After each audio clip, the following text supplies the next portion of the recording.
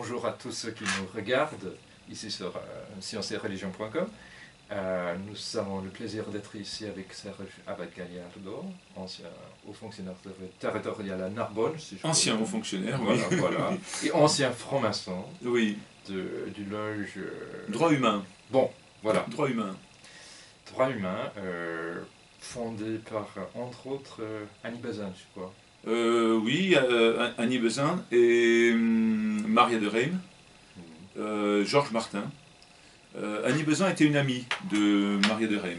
Et elle était présidente de la société. Alors je ne pense pas qu'elle était directement fondatrice, mais elle a largement appuyé l'idée d'une maçonnerie mixte, parce qu'à l'époque, la maçonnerie était essentiellement masculine, bien qu'il y ait eu au XVIIIe siècle quelques francs-maçonnes à qui on a permis d'être initiés, voilà, à côté des loges masculines, typiquement d'origine britannique d'ailleurs. Voilà. Alors, bon, vous êtes ici l'invité de la chaire Sciences et Religion. Je vous en remercie.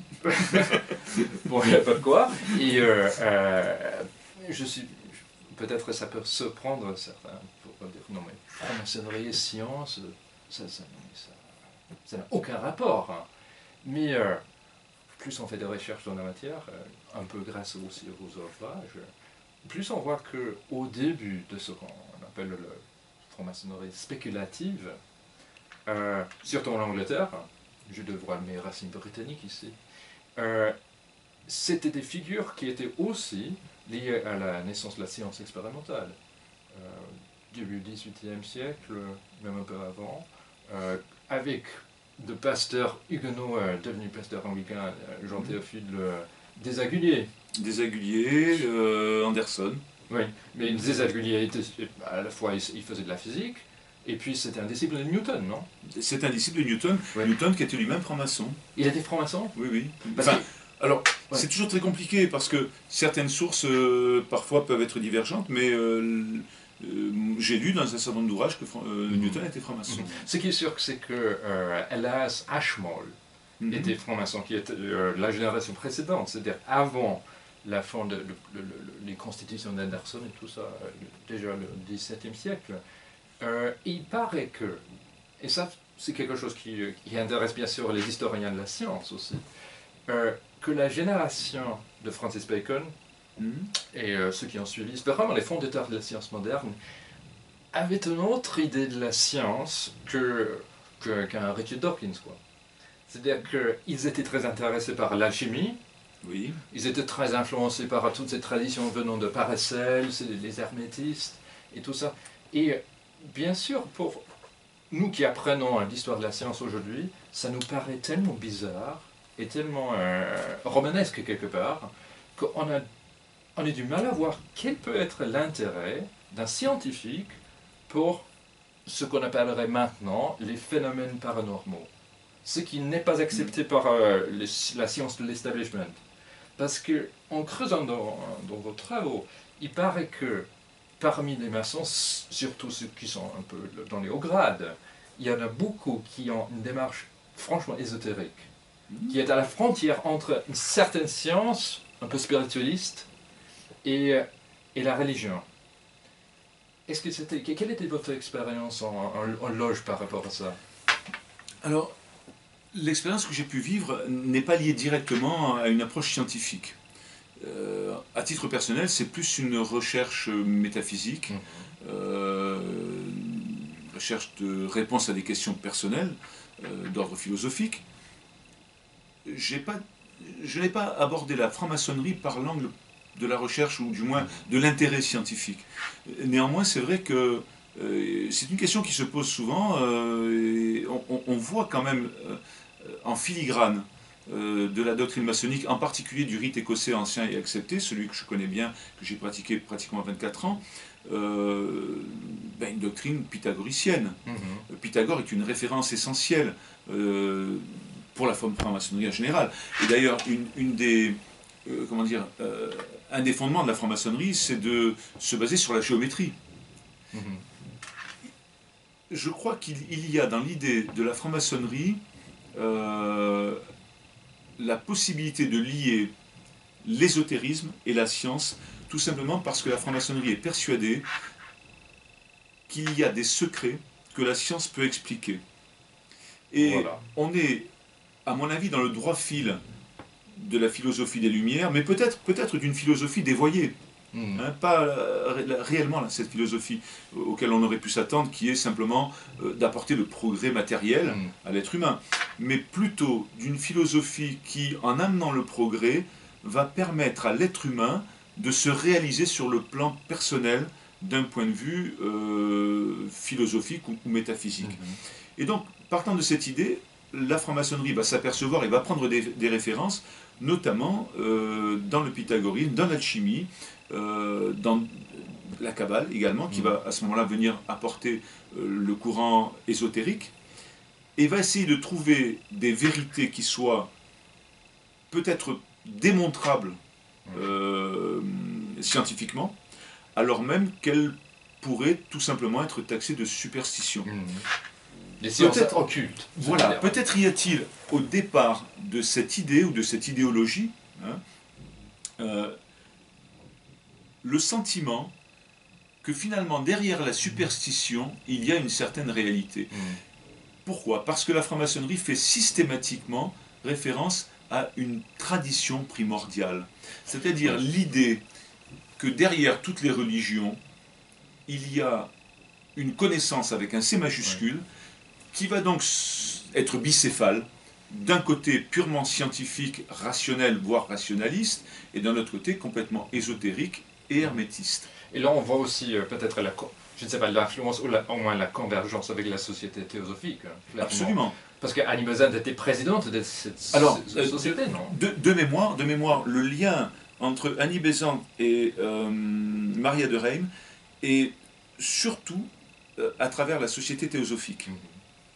Et dans cette société, on trouve également l'idée de la tradition primordiale. On a des écrits de la société théosophique, notamment de Helena Blavatsky, qui est une des fondatrices, sinon la fondatrice de la société de la théosophie moderne, enfin telle qu'on l'a connue au XXe siècle, qui tend à soutenir que les religions ne sont qu'un dévoiement de la tradition primordiale. Et que finalement, la franc-maçonnerie, et c'est là où va intervenir Maria de Reim, la franc-maçonnerie va peut-être apporter cette religion qui va unifier toutes les autres, comme le dit Desaguliers, rédacteur des Constitutions d'Anderson, qui va unifier les différentes tendances religieuses, finalement dans une vérité multiforme, mais correspondant à une tradition originelle. Mais ce qui est intéressant justement dans votre deuxième livre, qui porte le titre très un peu provocateur. Un peu provocateur. Je servais Lucifer sans le savoir. C'est qu'à un moment donné, vous décrivez votre expérience en loge par rapport au rituel. Et c'est clair, c'est devenu clair, et c'était un choc pour moi en lisant, que ce n'est pas juste une sorte de club de discussion où on parle de croyances dans un langage symbolique qui est un peu difficile à déchiffrer, même voire incompréhensible. Mais c'est appuyé par une démarche expérimentale, c'est-à-dire que le symbolisme a un aspect performatif. Absolument. En fait, je crois que nous touchons là à un des éléments qui font l'essence de la franc-maçonnerie et qui justifie un des aspects du secret. Il y a plusieurs aspects à ce secret, mais si on prend celui-là, on s'aperçoit par exemple que les francs-maçons prennent très mal le fait que j'écrive sur la franc-maçonnerie, que je fasse des conférences sur la franc-maçonnerie en dévoilant des secrets maçonniques, c'est-à-dire des choses qu'on ne voit qu'en loge lorsqu'on est initié. D'accord ? Ils le prennent très mal, pourquoi ? Parce que une des forces du secret maçonnique, c'est de compter justement sur l'expérience personnelle. Or, cette expérience, si vous la décrivez de manière préalable, vous ne la vivez pas de la même manière.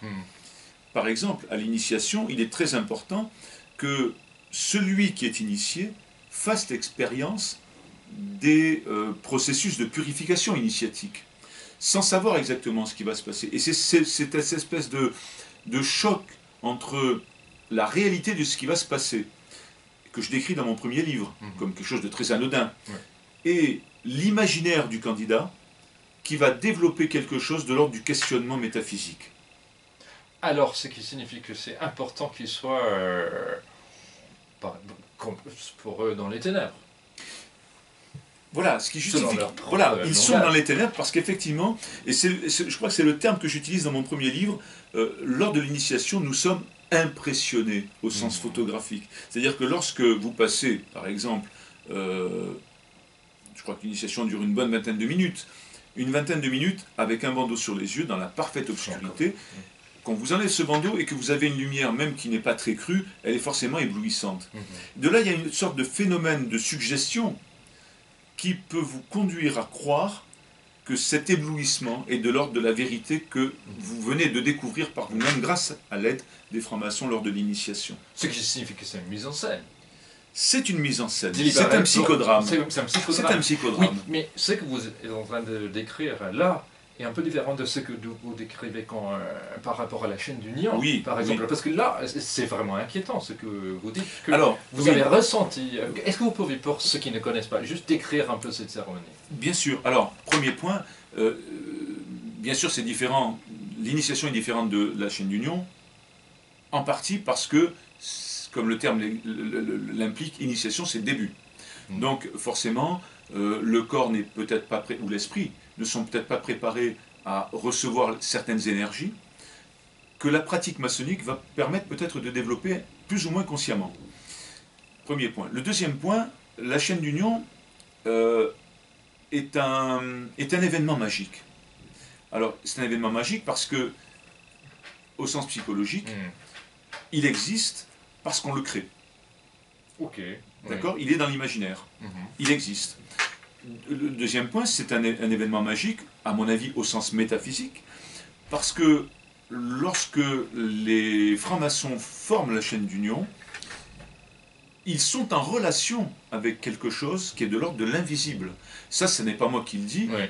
Différents ouvrages d'auteurs très autorisés, francs-maçons eux-mêmes et reconnus, comme des auteurs de doctrine maçonnique, reconnaissent qu'il y a un lien entre le franc-maçon bien vivant autour de la chaîne d'Union et un monde invisible, constitué par exemple de francs-maçons décédés, constitué du maître Hiram, dont on s'accorde par ailleurs, la franc-maçonnerie elle-même s'accorde à dire qu'elle est un mythe. C'est quand même très étrange. Donc, ça c'est paradoxal, parce qu'il y a bien un personnage. Voilà. Alors, la franc-maçonnerie n'en est pas à un paradoxe près. Je crois que la franc-maçonnerie, si on cherchait à la définir par un mot, c'est le paradoxe. C'est des choses qui, finalement, ont des aspects tout à fait contradictoires, mais qui veulent occulter une réalité qu'on ne veut pas forcément voir montrer à des gens qui n'en sont pas jugés dignes. Voilà. Et donc, la chaîne d'Union permet ce lien avec le monde invisible par le moyen d'une sorte d'énergie fluidique, et dont j'ai fait l'expérience, à titre personnel. C'est-à-dire que, à l'époque, je n'en avais absolument pas conscience, et c'est intervenu le premier jour où j'ai présidé la chaîne d'Union en tant que vénérable maître. Et par la suite, j'ai un petit peu lu sur ce thème, et je me suis aperçu, alors même si on en parlait en loge, il faut quand même chercher pour approfondir les événements, eh bien, je me suis aperçu qu'il y a effectivement une énergie qui est décrite dans un certain nombre d'ouvrages. Cette énergie, elle circule avec un plus et un moins, avec une partie qui donne et une partie qui reçoit. Et d'ailleurs, c'est le fondement de la croyance maçonnique dans le dualisme. Albert Pike le décrit très bien lorsqu'il dit, d'ailleurs, les forces qui président on va dire, aux événements mondiaux, à l'existence, eh bien, ces forces sont bien démontrées par la science moderne, notamment l'électricité et l'électromagnétisme avec le plus et le moins. Et c'est bien ce qui se passe. C'est-à-dire qu'effectivement, lorsqu'on reçoit, on est dans le moins, et lorsqu'on donne, on est dans le plus. La chaîne d'Union se pratique avec des mains qui sont inversées, une donnant et l'autre recevant. C'est-à-dire qu'on voit bien qu'il y a une sorte de démarche de science expérimentale. Mais avec une croyance dans des choses qui ne sont pas explicables par les sciences, dans les paramètres traditionnels. Je me pose encore la question de savoir si la franc-maçonnerie ne considère pas que l'ésotérisme sera explicable un jour par la science. Et voilà pourquoi certains s'intéressent par exemple à la physique quantique. Oui, exactement. Exactement. Le chat de Heidegger qui est là et qui n'est pas là.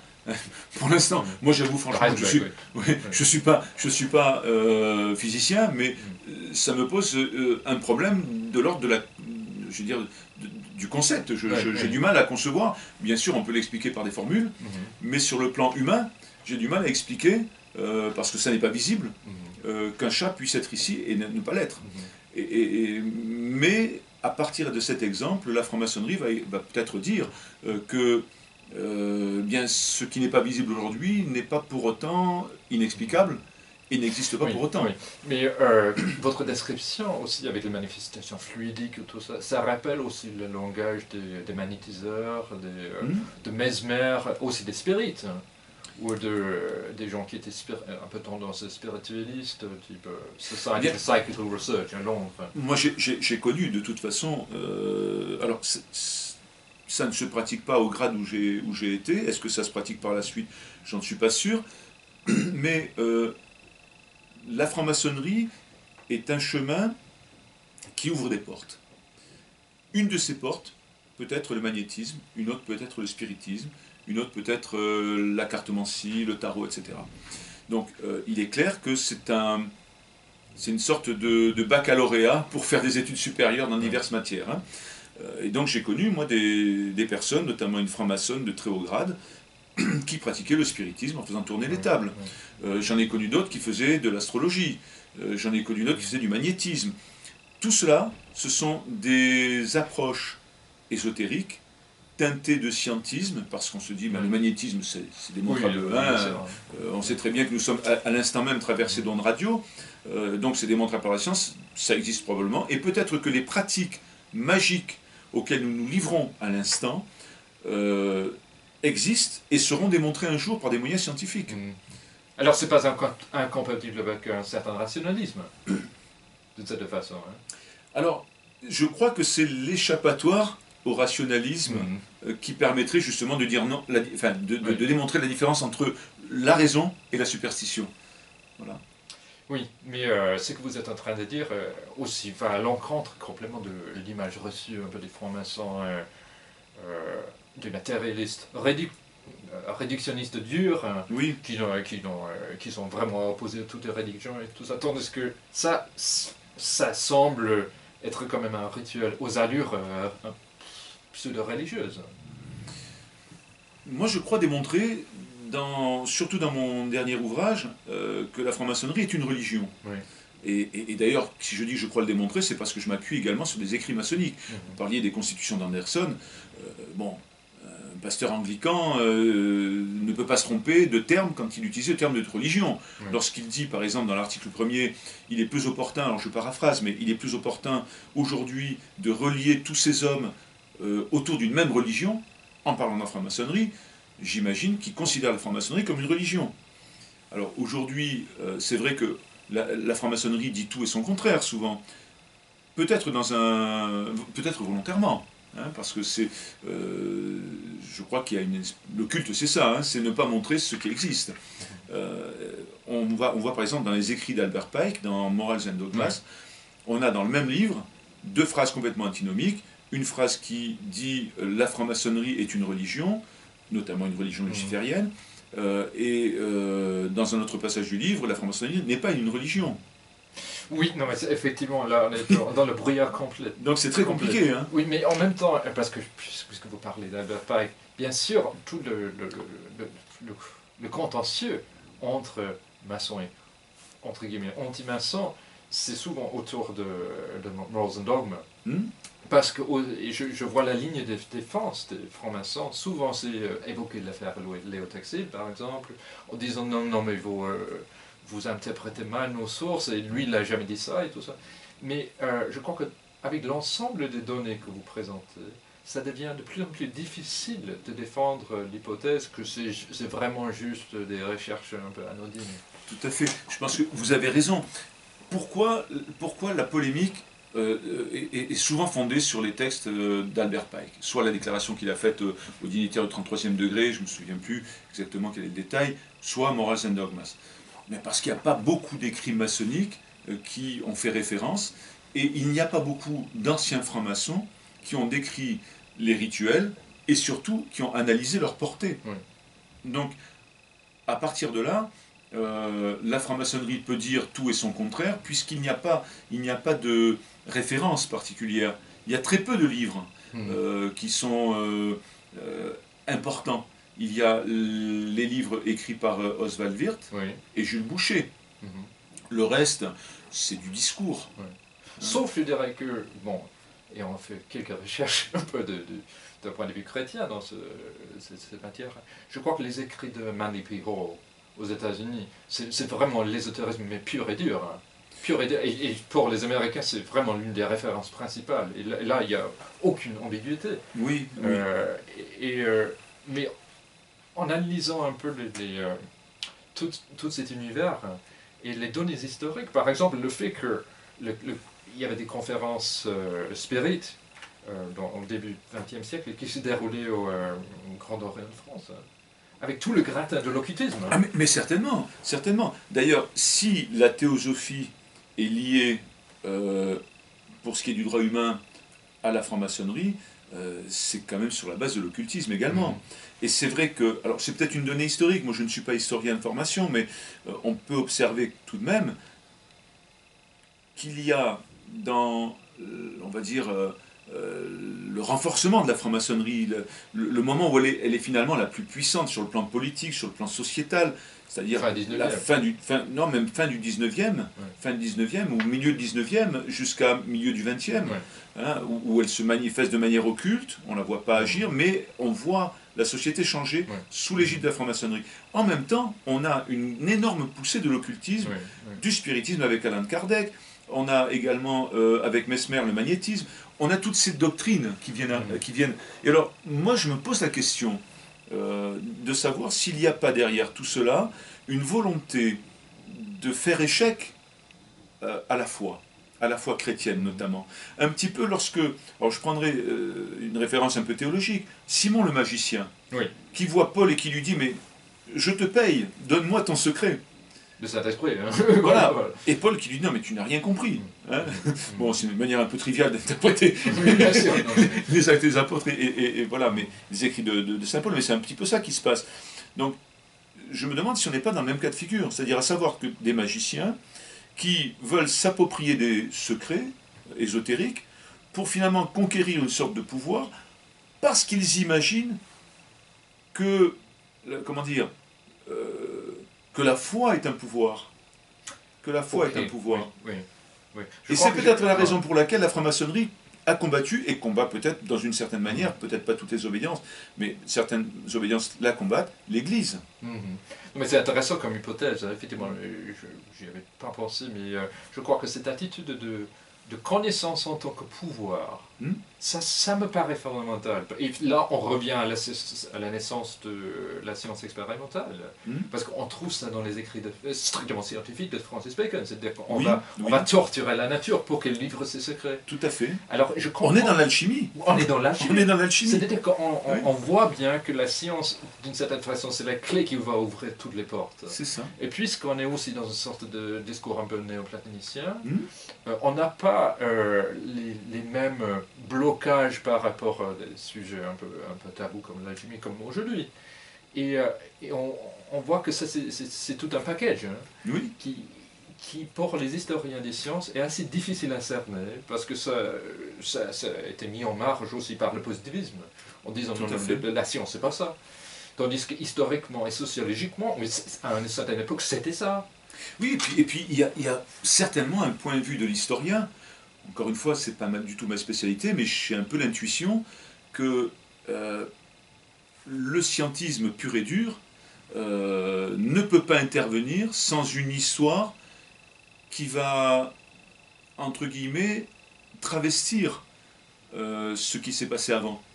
C'est-à-dire que j'ai le sentiment qu'on dit, voilà, aujourd'hui, nous avons la science, grâce aux Lumières. Avant, c'était le Moyen-Âge, l'obscurantisme. Et donc, on met dans des catégories, on réécrit. Tout à l'heure, j'ai parlé avec quelqu'un qui me faisait l'apologie des Lumières. Bien sûr, il y a de très bonnes choses dans les Lumières. Le progrès scientifique, c'est extraordinaire. Le progrès de l'humanité sur le plan matériel, c'est extraordinaire. Jusqu'à preuve du contraire, je ne pense pas que les Lumières nous aient apporté le progrès vers le salut. Hein. Mais ça viendra peut-être. En tout cas, je ne crois pas que ce soit le cas aujourd'hui. Mais Saint Paul n'a pas attendu pour diffuser la parole du Christ les Lumières. Saint Vincent de Paul Le curé d'Ars n'ont pas attendu non plus Jules Ferry Mhm. pour créer des écoles.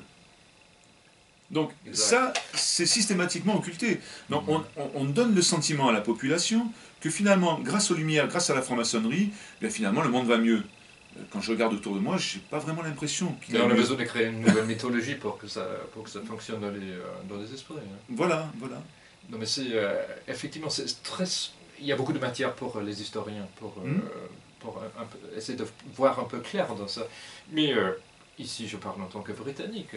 Je vois que j'étais en train de regarder les travaux d'un historien maçonnique qui s'appelle David Harrison, qui travaille à l'université de Liverpool, qui avait Oui. fait un doctorat en histoire de la franc-maçonnerie.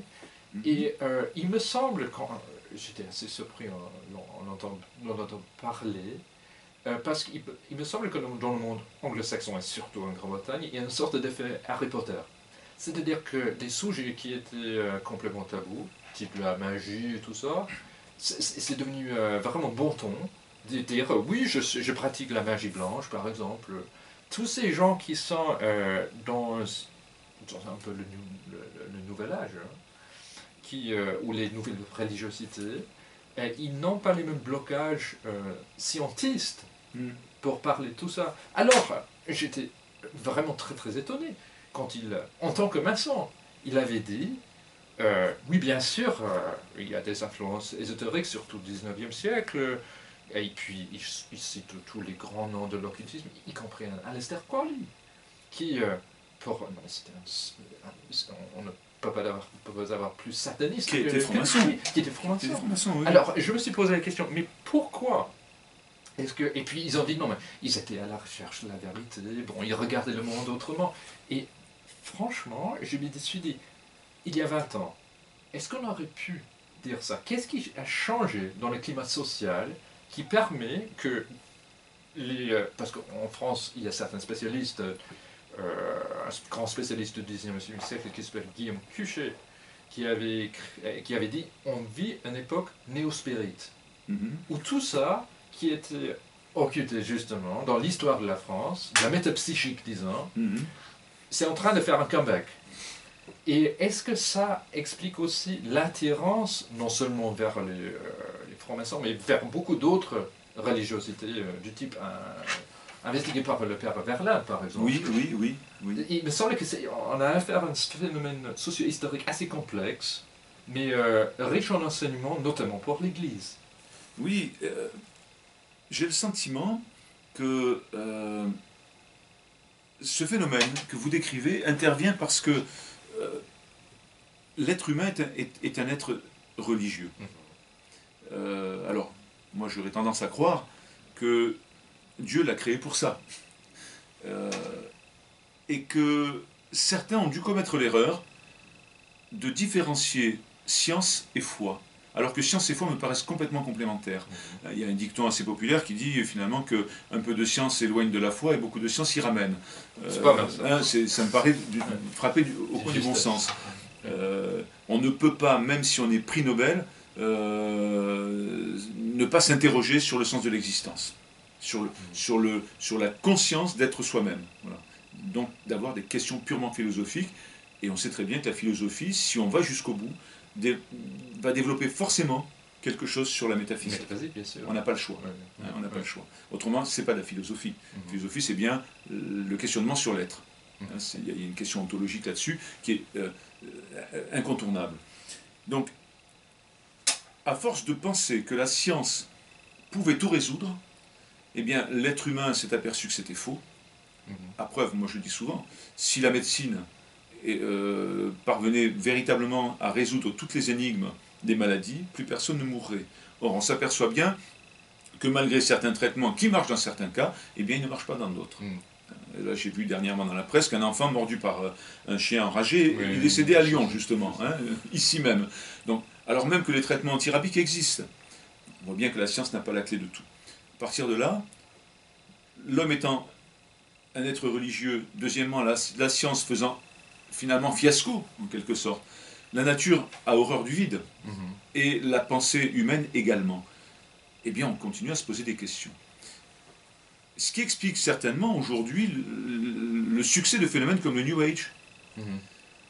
Comme parallèlement, eh bien, entre autres, mais pas seulement, mais entre autres, la franc-maçonnerie a bel et bien œuvré, pardon, pour éloigner l'être humain de la foi, en particulier chrétienne, eh bien, l'être humain se trouve aujourd'hui démuni, ne peut plus se tourner vers la science, il n'a plus envie de se tourner vers la foi, en tout cas la foi chrétienne.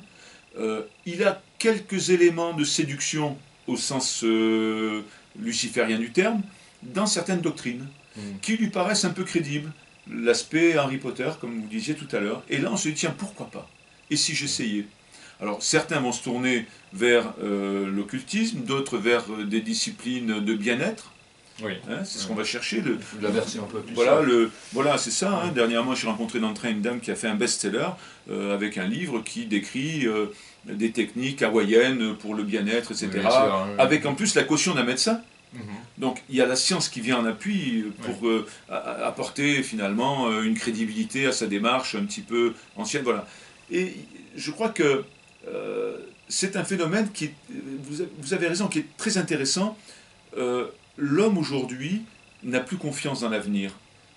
Et on le voit bien dans le domaine que je connais un petit peu, c'est celui de l'architecture, où on voit dans le développement des sociétés s'affronter des formes architecturales et urbanistiques qui vont faire référence soit à la science, la géométrie, les mathématiques, etc., soit finalement à l'intuition divine. Et on s'aperçoit que lorsque l'homme doute de lui-même, à ce moment-là, il va s'accrocher à l'intuition divine. Et c'est ce qui se passe aujourd'hui. Moi, j'ai le sentiment que la fin du XXe et le début du XXIe siècle sont des périodes de doute métaphysique. Et donc, comme on n'a plus ces références dont on parlait tout à l'heure, eh bien, qu'est-ce qu'il reste? Les nouvelles références qu'on n'a pas essayées parce qu'elles étaient tabous. L'occultisme, le spiritisme et certaines choses comme ça. Des choses qui ont toujours existé. Tout à fait. Mais auparavant, on croyait à l'enfer. Donc, on ne les essayait pas. Aujourd'hui, on se dit finalement, l'enfer, c'est une superstition. Oui, ce qui est assez radical comme propos.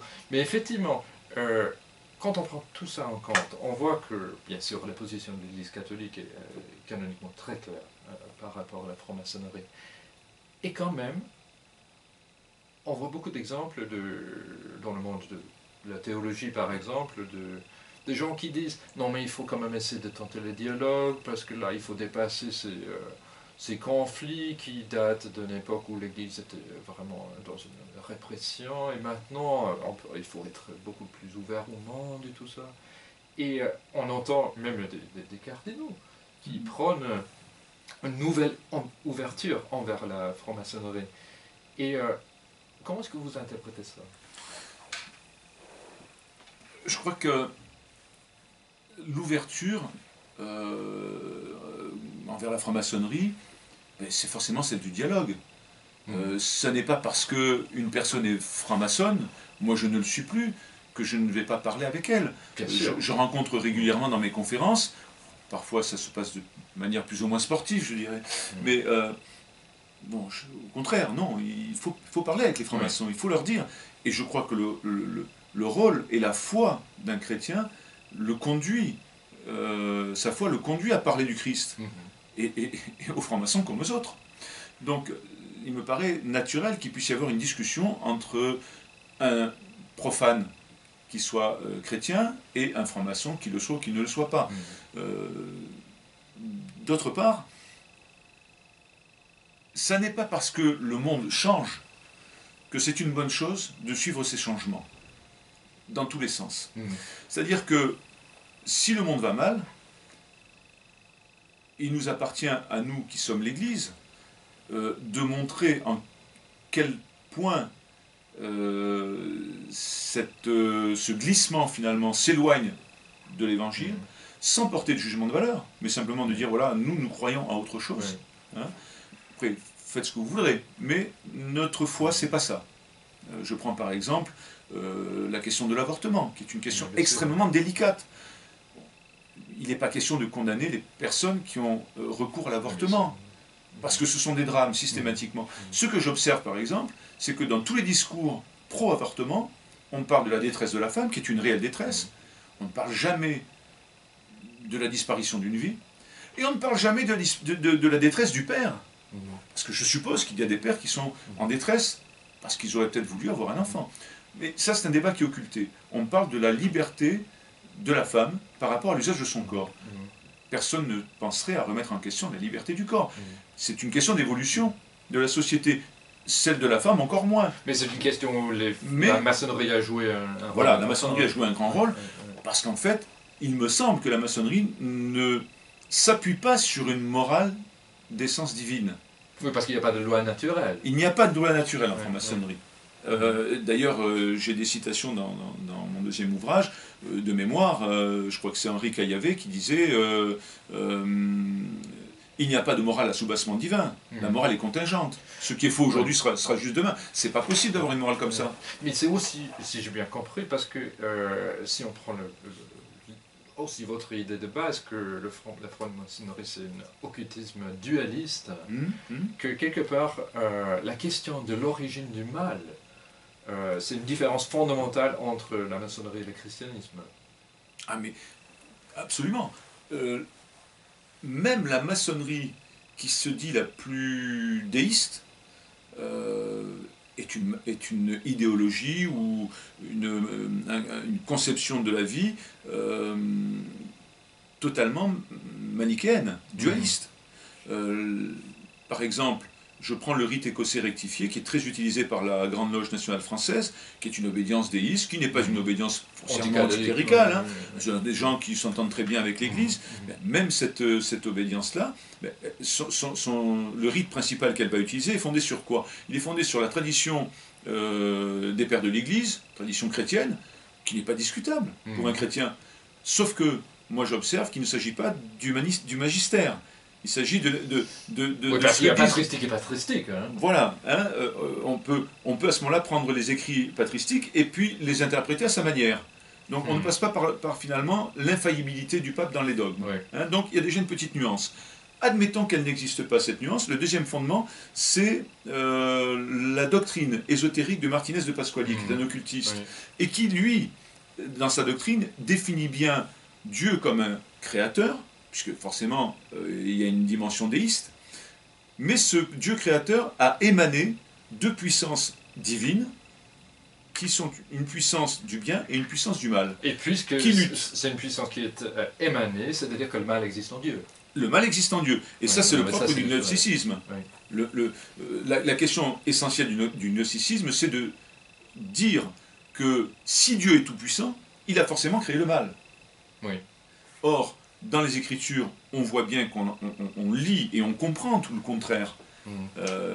Le Christ a définitivement vaincu le mal.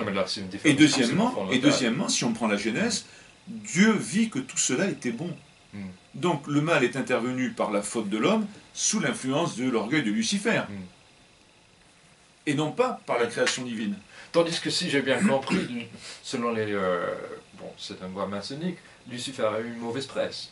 C'est-à-dire qu'ils essaient de... Bon, c'est un peu flippant, un peu léger de ma part, mais je crois que c'est plus ou moins ça. C'est-à-dire qu'ils disent, non, mais c'est pas celui que vous le pensez. Voilà. Alors, on est toujours dans le même système avec la franc-maçonnerie.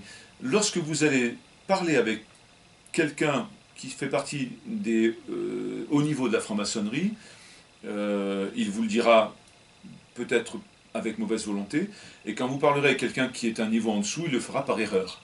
Mais la réponse sera systématiquement la même.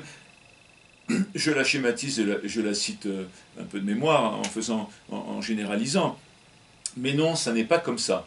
Ce qu'on vous a dit, ça n'est pas la vérité. Nous, dans notre obédience, c'est différent. Et on vous dira par exemple que Lucifer, ça n'est pas le diable, c'est le porteur de lumière. Or, ça veut dire quoi? Ça veut dire qu'on s'est arrêté avant la Genèse.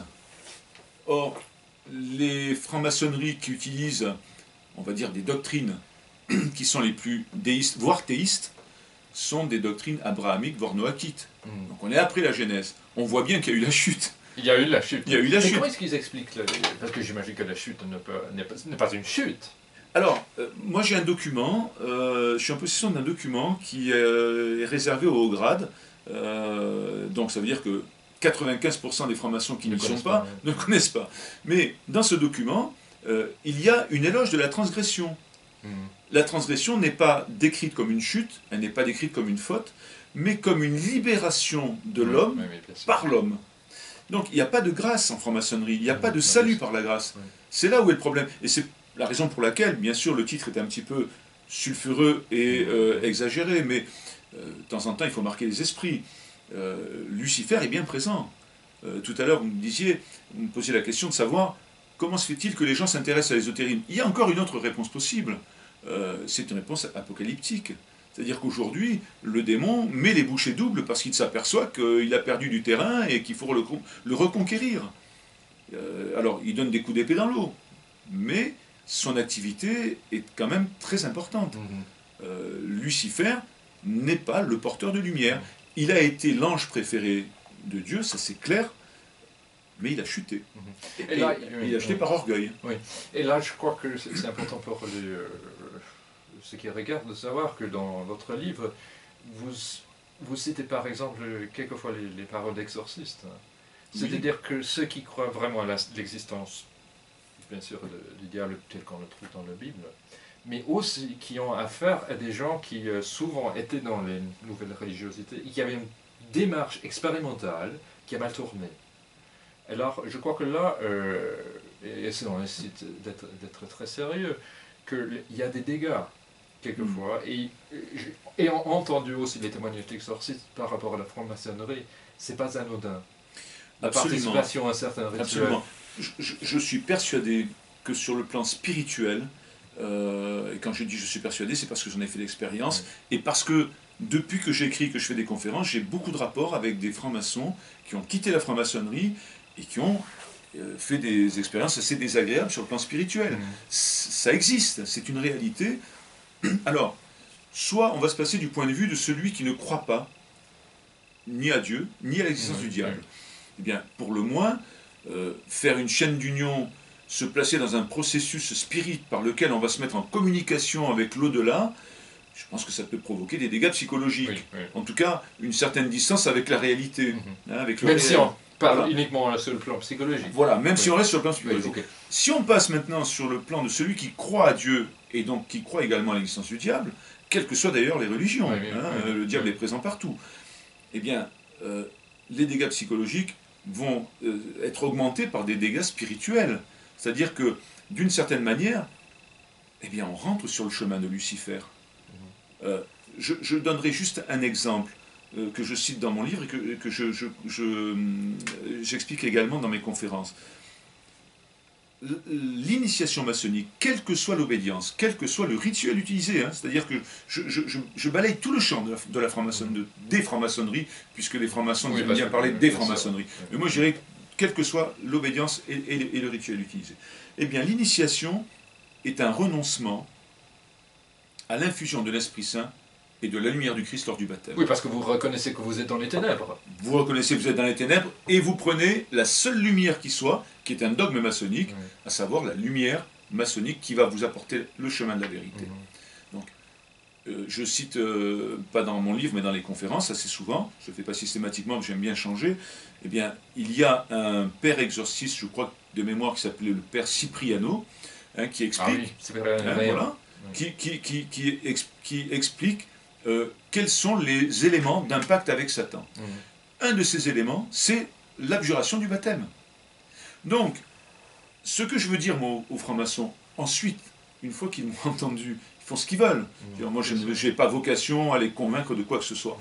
Mais ce que je veux leur dire, c'est que dans l'initiation maçonnique, ils ont passé un pacte implicite avec Lucifer. Et ça, c'est très grave. Parce que certains francs-maçons se disent catholiques. Comment le pourront-ils à partir de là? C'est plus possible. Ou bien le baptême a apporté la lumière, Jésus nous dit « Je suis la lumière du monde, celui qui marche derrière moi ne marchera pas dans les ténèbres ».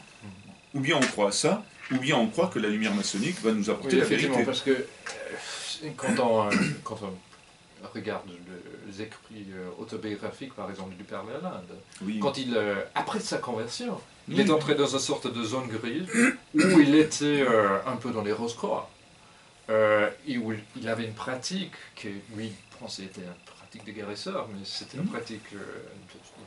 Il avait dit par la suite, ils essaient de faire de moi un magicien. Et après, il a eu des problèmes. Hein. Et je crois que c'est. Quand vous avez dit que la franc-maçonnerie, comme beaucoup de pratiques, peut ouvrir des portes, ce qui se trouve derrière la porte n'est pas nécessairement bénéfique. Absolument. Dans le cas de la chaîne d'union, la franc-maçonnerie nous explique qu'elle met en relation avec les égrégores. Oui, ce mot fameux égrégore, hein, il faut l'expliquer un peu. Voilà, derrière le terme d'égrégore, la franc-maçonnerie va vous expliquer qu'il s'agit d'une personne communautaire. C'est-à-dire, c'est le tout et plus que l'ensemble des parties. Ouais. D'accord ? Une personne communautaire. Sauf que cette personne communautaire, c'est Hiram. Or, on va savoir, si on lit la Bible, on prend la Genèse avec Caïn, on prend la Genèse avec Tubal-Caïn, descendance de Caïn, on prend ensuite le livre des rois avec Hiram, qui est forgeron et donc descendant spirituel de Tubal-Caïn et donc de Caïn.